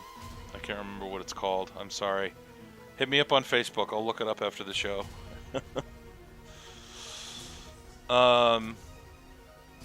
Best mesh dripper, non-Hellfire. Easy. I'm using it right now. Griffin. You can make a dripper that's not designed for mesh, a mesh dripper. This is set up with a U-wick. Some of you may have seen me working on it at ECC because it popped. The coil popped after I had the damn thing on here for 6 months.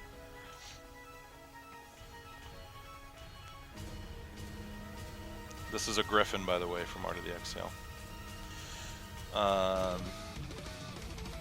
Best cheap 22 millimeter, also 23 millimeter dripping addy. I don't know of any 23 millimeter ones, but 22 millimeter.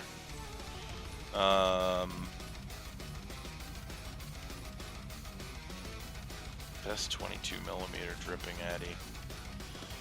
I really like the Versa dripper, actually. You know, it's really designed for mesh.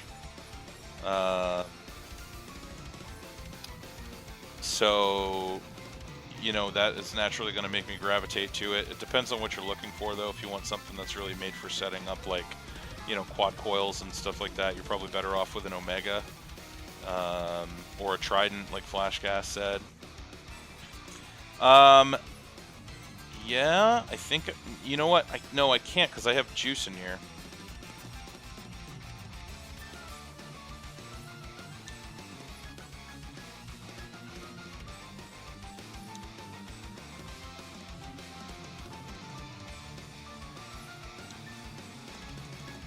Hold on a sec. If you guys don't mind waiting 1 sec. I'm gonna go grab a paper towel so I can show you what this wick looks like. Hold on.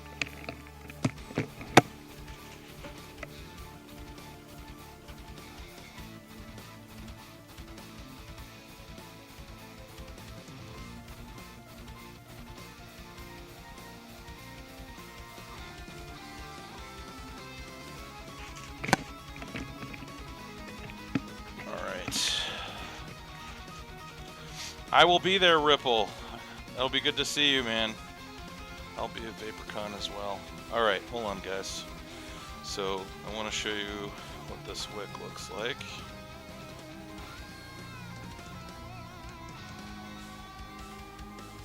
Probably gonna spill juice everywhere.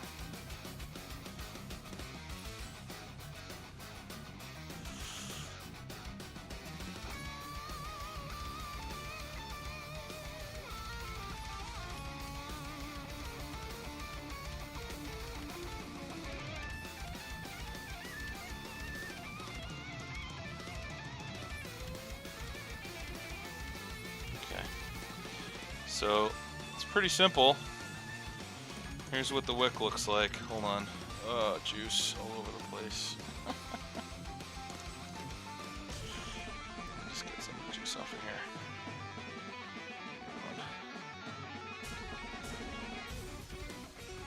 It's really not that complicated. It's just a basic U-wick, and then I've got flat ribbon canthal on top. It's 4 wraps of 0.8 flat ribbon with a mesh U-wick. Nothing too terribly complicated. It's really not that hard to set up. So,